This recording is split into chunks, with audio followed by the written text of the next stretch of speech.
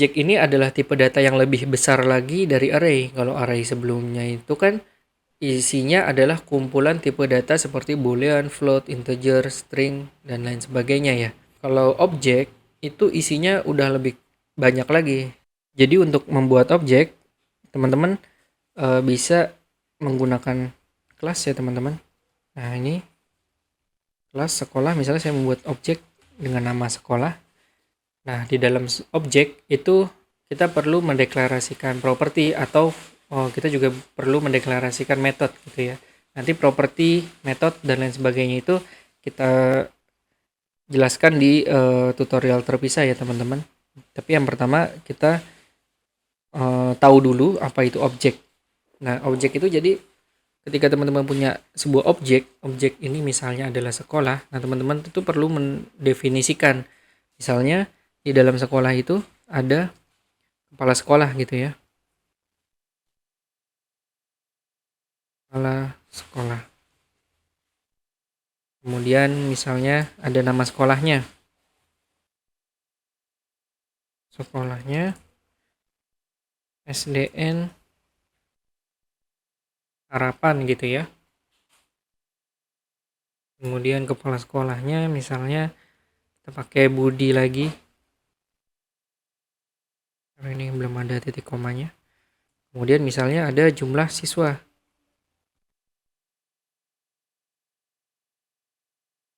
Jumlah siswa 1000. Nah, seperti ini. Nah, di sini ada yang beda ya, teman-teman. Di sini saya mendeklarasikan sebuah variabel di dalam objek itu dengan var ya. Kenapa saya deklarasikan seperti ini?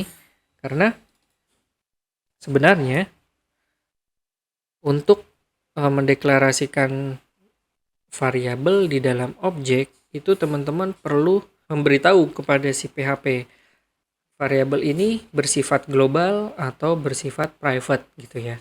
Kalau global artinya variabel ini bisa dipanggil di luar dari objek gitu ya. Jadi variabel ini boleh dipanggil, tapi kalau misalnya private itu tidak bisa. Jadi hanya bisa diakses di dalam objek ini saja. Seperti itu.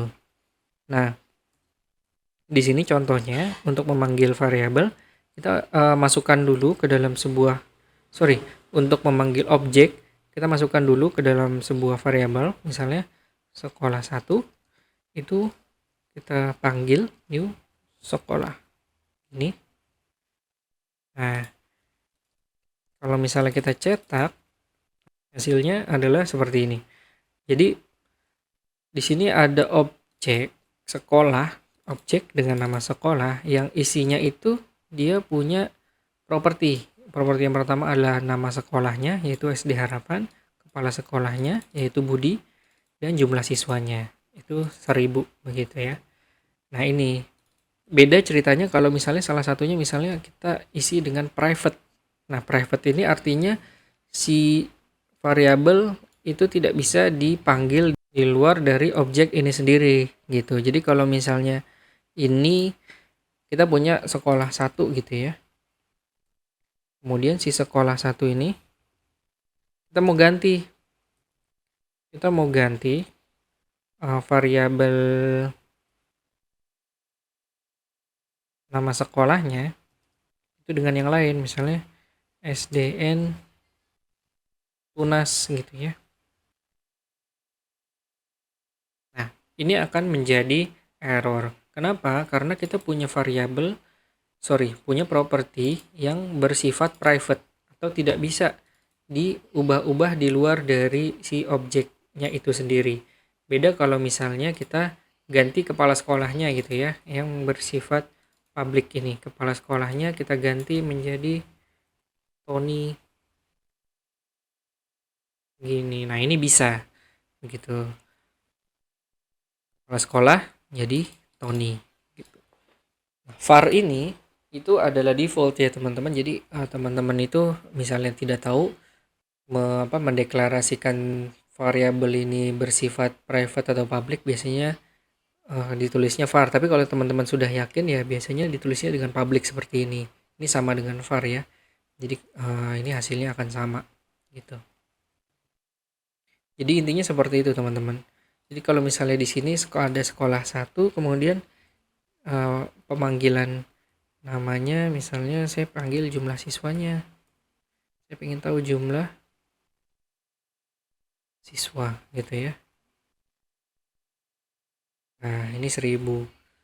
Nah, ini teman-teman juga bisa ngelihat ya. Di sini saya mendeklarasikan sekolah itu kepala sekolahnya adalah Budi. Namun ketika saya membuat objek tersebut, ini disebutnya sebagai instansiasi ya, teman-teman. Jadi ketika kita punya objek, kemudian objek itu dibuat. Nah, disinilah dibuatnya. Jadi di sini ada sekolah, new sekolah. Maka sekolah 1 ini adalah sebuah objeknya gitu. Nah, objek sekolah 1 ini punya kepala sekolah namanya Tony gitu, udah bukan Budi lagi gitu ya. Secara default dia akan menjadi seperti ini, tapi kalau misalnya kita rubah maka dia akan berbeda.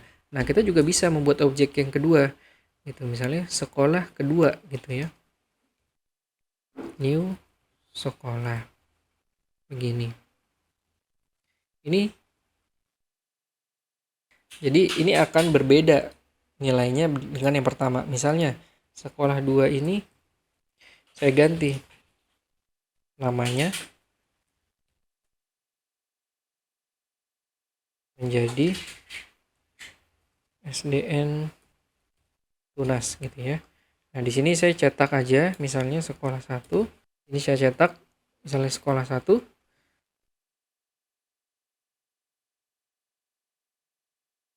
Sorry, ini belum saya ganti menjadi public ya. Nah, ini. Kalau misalnya saya tulis sekolah 1, maka nilainya adalah yang atas. Misalnya saya ingin ganti aja sekolah 1, jangan SDN Harapan, misalnya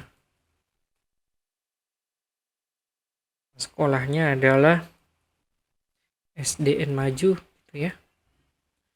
Maka di sini nanti sekolah 1 itu adalah SDN Maju, kepala sekolahnya Tony. Nah, kalau yang kedua, kalau sekolah 2 itu saya mau kepala sekolahnya Riko gitu. Nanti kalau misalnya kita cetak sekolah 2, nah ini SDN Tunas dengan kepala sekolahnya Budi gitu ya. Jadi objek ini kita hanya perlu membuatnya 1 kali. Nanti kita bisa membuat memanipulasi data di dalamnya di program yang lainnya begitu, teman-teman. Nah, satu lagi, teman-teman juga di dalam objek itu bisa membuat metode ya. Jadi metode ini adalah sesuatu yang dijalankan ya. Misalnya di sini deklarasian metode itu adalah seperti ini. Kalau misalnya sifatnya adalah public, teman-teman tulis public. Kalau misalnya sifatnya adalah private, teman-teman tulis private gitu. Sama seperti property, nantinya dia tidak bisa diakses kalau misalnya private, tidak bisa dirubah-rubah. Misalnya di sini saya tulis public function salam. Nah, seperti ini. Maka yang saya lakukan, saya akan mengembalikan nilai yaitu seperti ini. Selamat datang di, kemudian saya kasih dot untuk menggabungkan nama sekolah gitu ya. Nah, kalau seperti ini saya bisa nih panggil nih, misalnya gini, sekolah 1. Kita langsung panggil aja di sini ya, sekolah 1 salam. Nah, bedanya untuk pemanggilan metode, teman-teman harus menggunakan buka tutup kurung seperti ini, teman-teman. Kalau misalnya kita coba lagi, sorry, di sini ada typo. Nah ini, sorry, oke.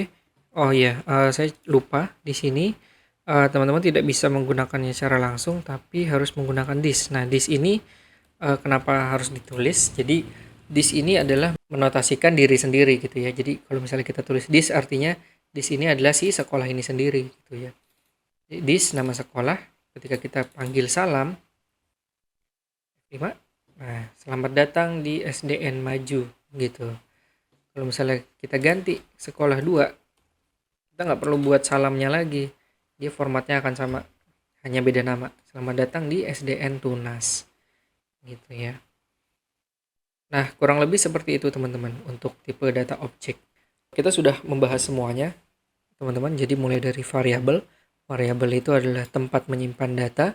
Kemudian teman-teman juga bisa menuliskan komentar untuk mempermudah teman-teman mengidentifikasi program di bawahnya ini adalah program apa. Itu mulai dari tipe data string kita sudah bahas, yang isinya adalah karakter. Kemudian ada tipe data integer yang isinya adalah bilangan bulat. Kemudian kita juga sudah melakukan operasi aritmatik. Kemudian ada juga tipe data float yang merupakan bilangan desimal. Kemudian ada tipe data boolean yang isinya adalah pernyataan true atau false. Kemudian juga ada tipe data array yang isinya adalah kumpulan data lainnya. Lalu ada tipe data objek yang isinya bisa bermacam-macam ya. Mulai dari array teman-teman bisa masukkan ke sana, kemudian di dalamnya juga ada property, di dalamnya juga ada method dan lain sebagainya. Nah, di video selanjutnya kita akan lebih jauh membahas mengenai dasar pemrograman PHP. Sampai jumpa di video selanjutnya.